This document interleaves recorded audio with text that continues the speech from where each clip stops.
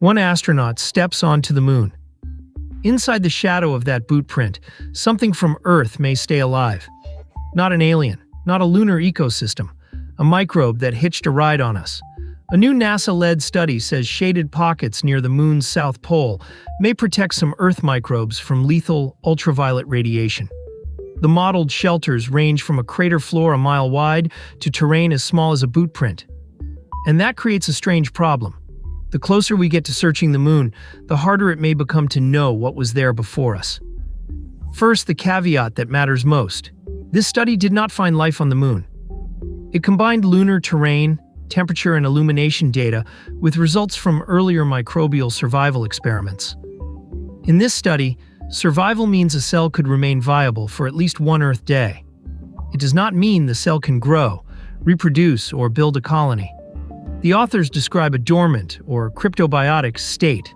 Think paused, not thriving.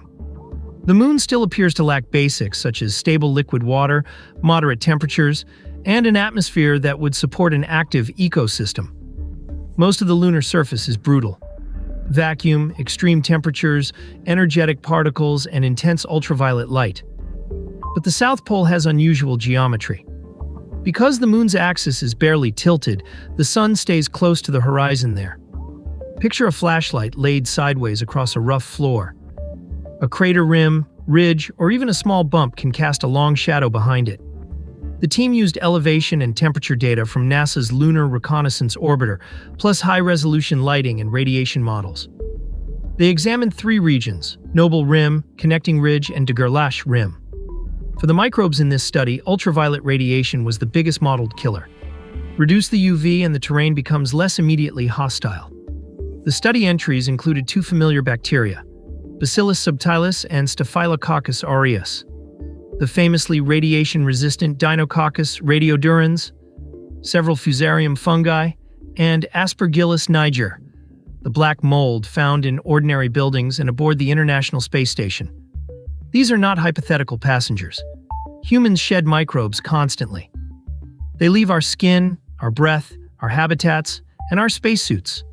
Robotic spacecraft can sometimes be baked at extreme temperatures to cut their microbial load. Astronauts cannot. In the model, Aspergillus niger tolerated the most UV and could survive in some areas that receive sunlight. But again, the result is a map of possible survival, not proof that any organism is living at the lunar South Pole today. So why worry about one dormant cell? Because exploration changes the evidence. Before scientists test polar ice, organic molecules, or other unusual chemistry, they need a baseline. What was present before people and machines arrived?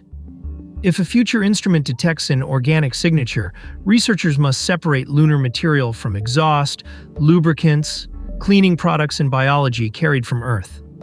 A resilient cell does not need to colonize the moon to confuse that story. It only needs to persist long enough to be sampled. That makes contamination control more than a cleanliness problem. It becomes an evidence problem. The practical response is not to keep humans away. It is to measure landing sites before disturbance, document what every mission brings, monitor what escapes, and preserve some locations as controls.